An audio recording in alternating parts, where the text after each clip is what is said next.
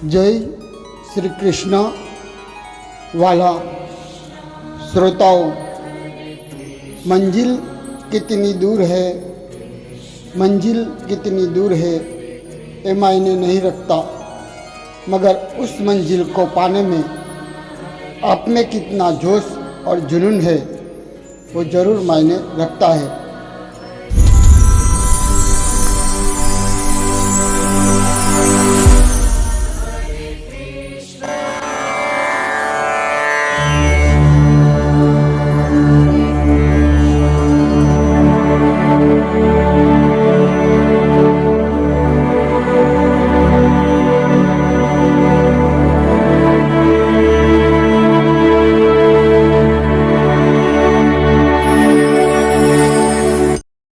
वाला सज्जनों, श्रीमद् भागवत गीता में भगवान कहे छे कि तारे मने मळवा माटे, मने प्राप्त करवा माटे सौ प्रथम तो मारे शरणे आववुं पड़शे अने मारे शरणे आवीश तो ज तू मायाने तरी मने प्राप्त करी सकीश। त्यारे भक्त कहे, भगवान हूँ तो रोज तमारी भक्ति करूँ छूँ, तमने दीवो करूँ छूँ, फूल प्रसाद अर्पण करूँ छूँ, परंतु भगवान ने आवी बनावटी सरलता पसंद नहीं, केम के बाहर कुछ और अंदर कुछ और। भगवान सरलतानो अर्थ पूर्ण समर्पणता करे छे, पोताना अहमनो त्याग करी भगवान पर पूर्ण श्रद्धा एटले सरलता। मारा जीवननी डोर प्रभु तारे हाथ, आ रीतनी सरलता। अने आवी सरलता माटे भगवान रस्तो पण बतावे छे कि तू योगी बन, योगी था। योगी एटले प्रत्येक समय प्रत्येक कार्य में तो मारू स्मरण राख, मारा माटे जीवन जीव, मारा माटे कर्म कर। बीजी रीते कहूँ तो तारू संपूर्ण जीवन मने अर्पण करी दे, परंतु आपणुं मन विषयों में भागे छे अने तेथी ज अर्जुन कहे छे कि भगवान आ बहुत कठिन छे,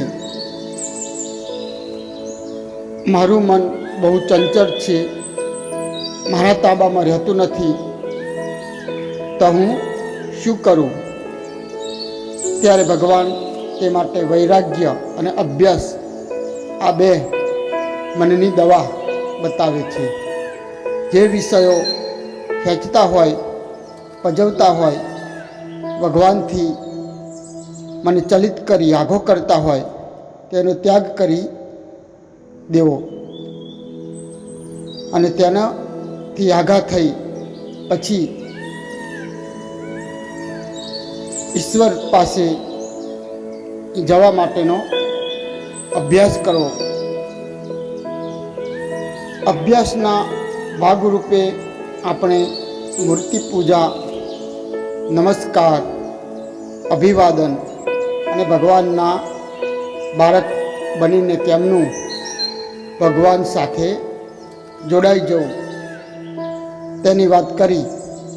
પરંતુ તેમ છતાં ઘણીવાર મન છેતરી જાય છે, જગતના વિષયોથી ભ્રમિત થઈ જાય છે અને ધ્યેયથી ચલિત થઈ નિષ્ફળ થઈ જઈએ છીએ। અને તેથી ભગવાને શ્રીમદ્ ભાગવત ગીતામાં કહ્યું છે કે મનુષ્યાણા સહસ્ત્રેષુ કચ્ચિદત્તતે સિદ્ધ્યે તત્તમપી સિદ્ધાનાં કચ્ચિન્મા વેતિ તત્વતઃ। અર્થાત હજારો માણસોમાંથી કોઈ એક મને પામવા માટે પ્રયત્ન કરે છે, અને એ પ્રયત્ન કરનાર યોગીઓમાંથી પણ કોઈ એક મારે પરાયણ થઈ ને મને તત્વથી એટલે કે યથાર્થ રૂપે જાણી શકે છે. ઈશ્વર પ્રાપ્તિ એટલે યથાર્થ રૂપે ઈશ્વરને જાણવો, તેનું જ્ઞાન થવું, બોધ થવો. તે તત્વથી જાણે છે એટલે કે યથાર્થ રૂપે ઈશ્વર જેવા છે તેવા જાણવા. ભગવાન કેમ આમ કીધું કે હજારોમાંથી કોઈ મને પામવા પ્રયત્ન કરે છે અને તે પ્રયત્ન કરનારાઓમાંથી પણ કોઈક જ વિરલાઓ મારા સુધી પહોંચી શકે છે?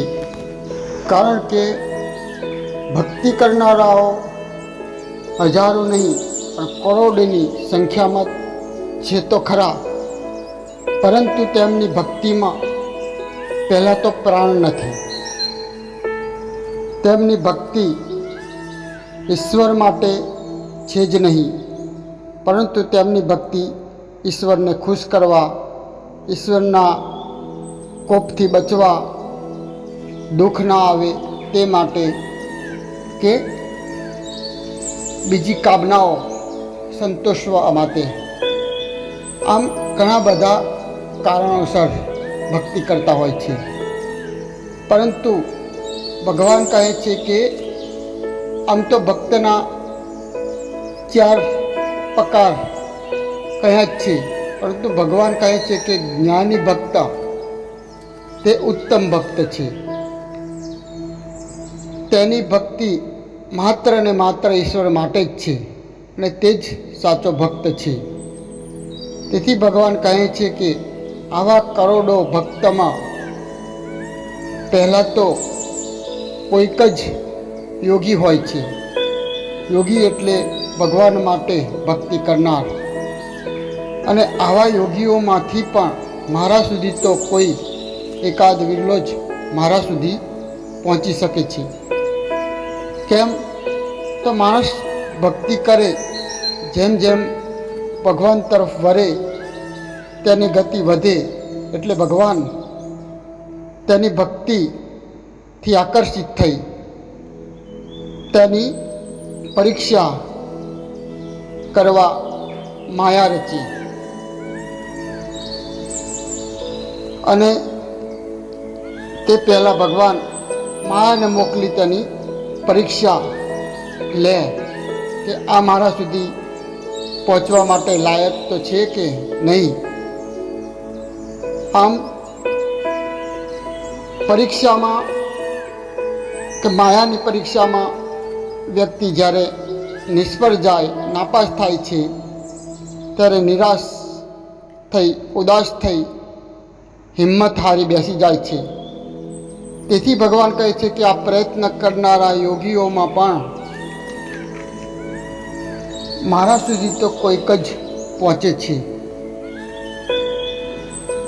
અને તેથી મેં ગયા ઓડિયોમાં કહ્યું કે પડવું તે સહજ છે, પરંતુ પડ્યા પછી નિરાશ થઈ હિંમત હારી બેસી જવું, એ માર્ગથી નાસીપાસ થવું એ ઘાતક છે. તેથી જ્યારે જીવનમાં નિષ્ફળતા આવે ત્યારે નિરાશ ના થશો, હિંમત ના હારશો, પરંતુ ચાલવાનું સતત ચાલુ રાખો. ધીમે ધીમે ચાલનારો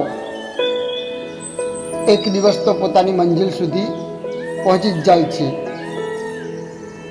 અને જ્યારે નિષ્ફળતા ત્યારે ભગવાને ગીતામાં કહ્યું છે ને, તે શ્લોક યાદ કરો અને તે શ્લોકનું સ્મરણ કરી પાછા ઊભા થાઓ કે મારા ભક્તનો કદી નાશ થતો નથી, અર્થાત મારા ભક્તની કદી દુર્ગતિ થતી નથી. પાર્થ નેવેહમ નામૂત્ર વિનાશસ્તસ્ય વિધતે નહીં કલ્યાણ કૃત્યચિદ દુર્ગતિમ તત ગચ્છતિ. અર્થાત હે પાર્થ, એ માણસનો ના તો આ લોકમાં વિનાશ થાય છે કે ના પરલોકમાં, કેમ કે આત્મોદ્ધાર માટે અથવા ભગવત પ્રાપ્તિ અર્થે કર્મ કરનાર કોઈ પણ મનુષ્ય દુર્ગતિ પામતો નથી. કદાચ તે યોગથી ચલિત થઈ જાય તો તેનો બીજો જન્મ પુણ્યશાળીના લોકમાં થાય છે અને ફરી પાછું બીજા જન્મમાં તેની સ્મરણ શક્તિ તેજ બનતા ફરી પાછો પ્રયત્ન કરે છે. તો સજ્જનો જીવનમાં જ્યારે નિષ્ફળતા મળે ત્યારે તેને સહજ માની સ્વીકાર કરો, કેમ કે તમે ધ્યેય ઘણું ઊંચું સાધ્યું છે. તો પ્રયત્ન પણ એટલો જ કરવો પડશે. તો નિરાશા ખંખેરી આ શ્લોકને યાદ કરી પાછા ઊભા થાવ. આપણું મન ઘણું અવરચંડું છે, તેને ઓળખવું ખૂબ કઠિન છે. પેલું ઘડિયાળનું લોલક છે ને, એ ઘડીમાં ડાબી સાઈડ જાય તો ઘડીમાં જમણી સાઈડ જાય. એમ આપણું મન પણ ઘણીવાર એકદમ સુંદર વિચારોથી ભરાઈ જાય અને આપણને લાગે કે મારું જીવન ખૂબ જ ગતિ કરી રહ્યું છે, હું ભગવાનની નજીક પહોંચી રહ્યો છું.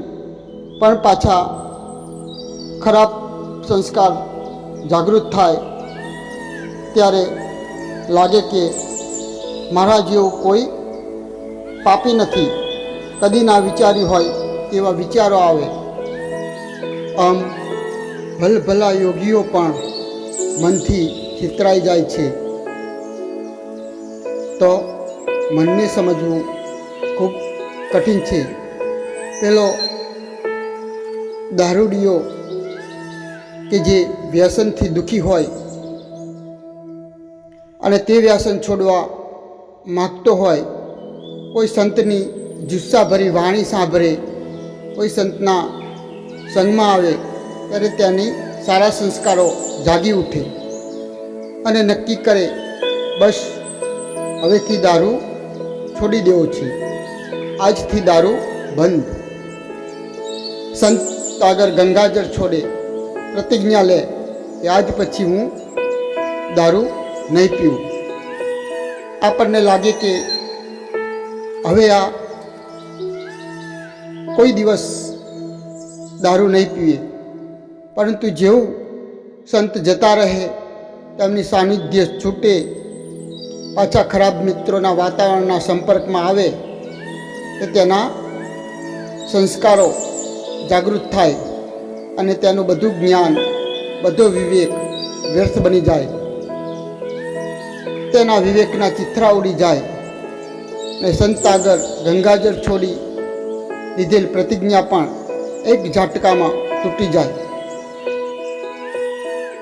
ત્યારે માણસ બહુ દુઃખી થાય, પશ્ચાતાપ કરે, નિરાશા વ્યાપી વરે ને વિચારે કે હું નહીં છોડી શકું, હું નકામો છું, મેં પાપ કર્યું છે, મેં સંત આગળ લીધેલી પ્રતિજ્ઞા તોડી છે, હું આ પાપથી છૂટવા શું કરું કે જેથી આ દોષથી મુક્ત થઈ શકું, કયું સાધન કરું, કઈ દવા કરું, કોની પાસે જવું કે મને આ દોષથી છોડાવે અને મને માર્ગ મળે. અને હિંમત હારી જાય અને જે મનથી તેનો આ દોષ છોડવાનો હોય તે જ મનથી ગાંઠ બાંધી લે કે મારાથી આ નહીં છૂટે, હું આ વ્યસન કે આ દોષ નહીં છોડી શકું. અને આમ એકવાર નહીં પરંતુ વારંવાર જ્યારે નિષ્ફળ જાય, વારંવાર જ્યારે આમ થાય ત્યારે તો સાવ આત્મવિશ્વાસ ગુમાવી બેસે છે. જે માણસ સિગારેટ પીતો હોય, દારૂ પીતો હોય, ત્યારે તે જાણતો હોય છે કે તેને શું ખબર નથી હોતી કે તેના માટે આ ખરાબ છે, નુકસાનકારક છે, છતાં તે કયા કારણે પોતાનું નુકસાન કરે છે, શા માટે તે છોડી શકતો નથી? તેનું કારણ એક જ કે તેના આત્મબળનો અભાવ છે. આત્મબળનો અભાવનું કારણ મનની નિર્બળતા.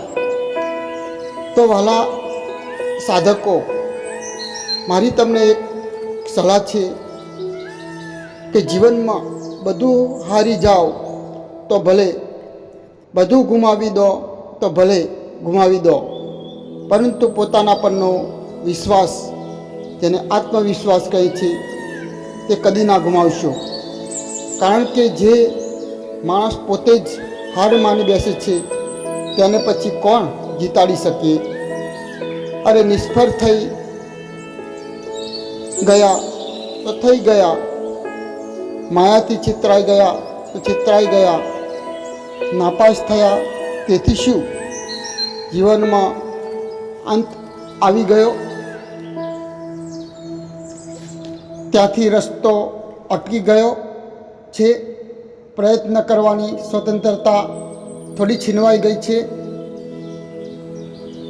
ભગવાને ખુદ કહ્યું છે કે બહુનાન જન્મનાન અંતે જ્ઞાનવાન પ્રપદંતે, કે બહુ જન્મો પછી વ્યક્તિ વિકાસ કરતો કરતો જ્ઞાની બને છે. તો જીવનને આમ વ્યર્થ શા માટે ગુમાવી દેવું? શા માટે નિરાશ થઈ, ઉદાસ થઈ જીવન જીવવું? જીવન શા માટે હતાશા અને શોકથી ભરીને જીવવું? અરે હું સચ્ચિદાનંદનું સ્વરૂપ છું. આમ દુઃખી થવા માટે થોડે જન્મ લીધો છે. જય પરાજય સમાન મારું મૂળ સ્વરૂપ સચ્ચિદાનંદનું છે. હું પાપ પુણ્યથી પર છું, માટે મારું ધ્યેય બધાથી ઊંચું છે. તો તેમાં નિષ્ફળતા મળવાની એ કાંઈ આસાન થોડું છે? તેનો ગર્વ હોવો જોઈએ. નિશાન ચૂક માપ નહીં, માપ નીચા નિશાન. કે જીવનમાં ક્યારેક પોતાને પણ માફ કરતાં શીખવું જોઈએ. નિષ્ફળતા મળે તો પોતાની જાતને પણ માફ કરી દો કે મેં તેવું નિશાન તાક્યું છે કે જે બધાથી ઊંચું છે. કે મનને સાધવું એ કંઈ આ જ જન્મ માટે નહીં, પરંતુ અનેક જન્મોથી જે મન મારી સાથે આવ્યું છે અને અનેક જન્મોમાં મારી સાથે આવવાનું છે, તો તેના માટે મારે હજારો વાર ભલે નિષ્ફળતા મળે, હજાર વાર ભલે હું નિષ્ફળ થાવ, પરંતુ મારે નિરાશ થયા વગર પ્રયત્ન ચાલુ રાખવું જોઈએ કે મન મારા જન્મ સાથે આવવાનું છે. અરે પેલો એડિસન જે બલ્બ શોધવા માટે 1000 વાર નિષ્ફળ થાય છે, છતાં પણ તે જ ધ્યેય, તે જ ઉત્સાહ અને તે જ નવા જોશ સાથે રોજ નવા પ્રયત્ન કરતો. તો આ તો મનને સાધવાનું છે, ઈશ્વરને પ્રાપ્ત કરવાનું છે. તો વહાલા દોસ્તો, જીવનમાં નિષ્ફળતા સહજ છે. નિષ્ફળતા મળતા નાસીપાસ થઈ હિંમત ન હારશો, શોભ ના કરશો, શોક ના કરશો, પણ કંઈ પણ બન્યું જ ના હોય તેમ સ્વપ્ન માની ભૂલી જાઓ અને ગીતાનો શ્લોક કે મારા ભક્તનો કદી વિનાશ થતો જ નથી તે યાદ કરી ઊભા થઈ જાઓ. આ શ્લોક મને અત્યંત પ્રિય છે, મને હિંમત આપે છે. જ્યારે નિષ્ફળ થાવ ત્યારે આ શ્લોકનું સ્મરણ કરી નવો જુસ્સા સાથે ઊભો થાઉં છું. સ્વામી વિવેકાનંદે પણ કહ્યું છે ને કે જેને પોતાની જાત પર વિશ્વાસ છે તે જ ખરો આસ્તિક છે. અને તમે પોતે જ તમારા ભાગ્યના વિધાતા છો. માટે હિંમત રાખો અને પાછા ઊભા થઈ નિષ્ફળતા આપણને ઘણું બધું શીખવે છે. તમારા ઈશ્વર તમે પોતે જ છો. તમે જ તમારા મનના શત્રુ છો અને તમે જ તમારા મનના મિત્ર છો. અને સેનાપતિ જ હારી જશે તો પછી યુદ્ધ કેમનું જીતાય? તો મારી તમને એક ભલામણ છે કે તમારે જો મનને જીતવું હોય તો સ્વામી વિવેકાનંદના વિચારોનો નિત્ય સ્વાધ્યાય રાખો. આનાથી તમારું આત્મબળ વધશે અને જેવા નિષ્ફળતાઓ અને 2-3 દિવસ પછી સહજ થાવ, ત્યારે હળવા થાવ, ત્યારે વિચારો કે મેં ક્યાં ભૂલ કરી હતી, ક્યાં હું નિષ્ફળ થયો, ક્યાં હું ચલિત થયો. તો ચિંતા નહીં, ચિંતન કરો. આમ આત્મબળ અને હિંમતથી યુક્ત માણસ ઝીરોમતી પર સર્જન કરી શકે છે. પેલા વેદોનું સૂત્ર છે ને કે બળહીન માણસને આત્મ પ્રાપ્ત થતો નથી. માણસ નિષ્ફળ થાય છે તો તેનું કારણ શક્તિનો અભાવ, આત્મબળનો અભાવ, તેનામાં જે શક્તિ જોઈએ તેનો અભાવ છે. હું પર્વત ચડવા નીકળું તો 1-2 વાર પડી પણ જઈશ. પહેલા જ પ્રયત્ને ના પણ સફળ થાવ, પરંતુ પડ્યા પછી મારે સમજવું જોઈએ કે આ માટે મારે ક્યાં કમજોરી છે, શું ખૂટે છે. મારે વધુ શક્તિ અને પ્રેક્ટિસની જરૂર છે. તો મારે એવી કસરત અને પ્રેક્ટિસ વધારવી પડશે. અને આધ્યાત્મ માર્ગમાં આવી પ્રેક્ટિસ એટલે સાધના. સાધનાથી જ માણસ પોતાના મનને પાવરફુલ બનાવી શકે. આમ સાધના એ અભ્યાસનો બીજો પ્રકાર છે, જેને કઠિન અભ્યાસ કહી શકાય. આમ સાધના એ મનને મિત્ર બનાવવા માટેની પ્રક્રિયા છે. જે મન આજ સુધી તમારું દુશ્મન હતું તે જ મન સાધના કરી પોતાની અનુકૂળ કરી શકો છો.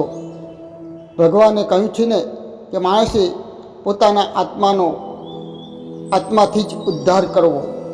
પરંતુ આ સાધનાની વાત કરતાં પહેલાં પતનની પ્રક્રિયા પણ સમજવી પડશે કે માનવનું પતન કઈ રીતે થાય છે.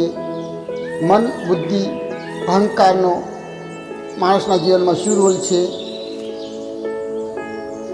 તો જ આપણે આપણી દવા શોધી શકીશું ને યોગ્ય નિદાન તો જ થાય જો રોગને પારખવામાં આવે તો આવતા પ્રકરણમાં આપણે આ વિશે સમજીશું કે આપણામાં ક્યાં કમજોરી છે, આપણું પતન કઈ રીતે થાય છે ને તે પતના માટે આપણે કઈ કઈ સાધનાઓ આપણા શાસ્ત્રોમાં છે. તો તેની ચર્ચા આપણે આગળના પ્રકરણમાં હવે પછી કરીશું. અત્યારે જ્યારે આ ઓડિયો હું બનાવી રહ્યો છું ત્યારે રથયાત્રા પણ આવી રહી છે. ત્યારે ભગવાન જગન્નાથને નમસ્કાર કર્યા વગર આપણે તેમના સાધના માર્ગમાં પ્રવેશી શકીએ. કારણ કે સાધના તો અહમ ઊભો કરી શકે. તેથી ભગવાન જગન્નાથને પ્રાર્થના કરીએ કે હે ભગવાન, યુદ્ધ હું કરીશ, પરંતુ રથ તો તારે જ ખેંચવો પડશે, રથ તો તારે જ હાંકવો પડશે, માર્ગ તો તારે જ બતાવવો પડશે. મારી શક્તિ શું કે હું તારો રથ ખેંચી શકું? તારો રથ પણ તારી શક્તિથી જ ખેંચી શકાય. તો તારા આ ગીતાના વિચારોને, તારું ખરું સૂક્ષ્મ દેહ છે ને તે વિચારોને દરેક મનુષ્ય સુધી વિશ્વમાં લઈ જાઉં, તે જ ખરી રથયાત્રા. ને તારી આ ગીતા રૂપી વિચારોની યાત્રા મારા જીવનમાંથી દરેક મનુષ્ય જીવન સુધી પહોંચી પાવન કરે. તે માટે મને શક્તિ આપ, મારા દોષોને જડમૂળથી દૂર કરવાની મને સમજ, શક્તિ અને દ્રષ્ટિ આપ. તે પ્રાર્થના સાથે ભગવાન જગન્નાથને પ્રણામ કરતા એટલું જ કહેવાનું, જગન્નાથ સ્વામી નયન પથગામી ભવતુ મે.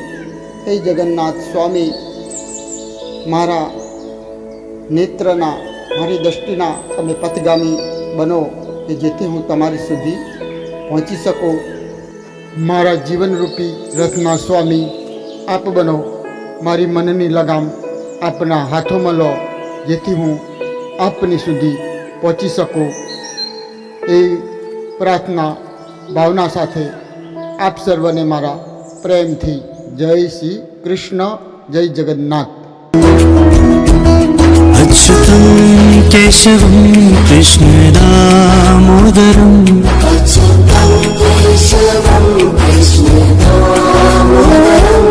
अच्युतं केशवं कृष्णदामोदरम्